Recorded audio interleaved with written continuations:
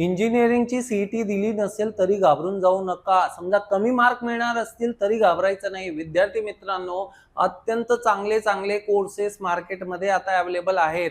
इंजिनिअरिंगच करायचं हा नाद थोडा साईडला ठेवा. इंजिनिअरिंग करून काय मिळतं ते तुम्हाला गल्लीबोळात आता दिसणार आहे आणि ते दिसतही असेल. तर विद्यार्थ्यांनो, जर टॉप कॉलेज मिळत असेल तरच इंजिनिअरिंग करायचंय हे फिक्स करा. टॉप कॉलेज मिळणं म्हणजे तिथून टॉप प्लेसमेंटची अपेक्षा ठेवणं एवढाच विषय आहे. तर विद्यार्थी मित्रांनो, टॉप कॉलेज मिळत नसेल, खूप चांगले चांगले कोर्सेस सध्या आहेत. या कोर्सेसची माहिती करून घेणं खूप गरजेचं आहे. पुणे शहरात असाल, सरळ सरळ ऑफलाईन फ्री ऑफ कॉस्ट काउन्सिलिंगला या. पुण्याच्या बाहेरनं कुठल्याही जिल्ह्यात असाल आणि तुम्हाला पुणे शहरात येऊन शिकायचं असेल, चांगलं करिअर करायचं असेल, तर कुठले कुठले पर्याय सीईटी शिवाय उपलब्ध आहेत हे समजून घेणं गरजेचं आहे.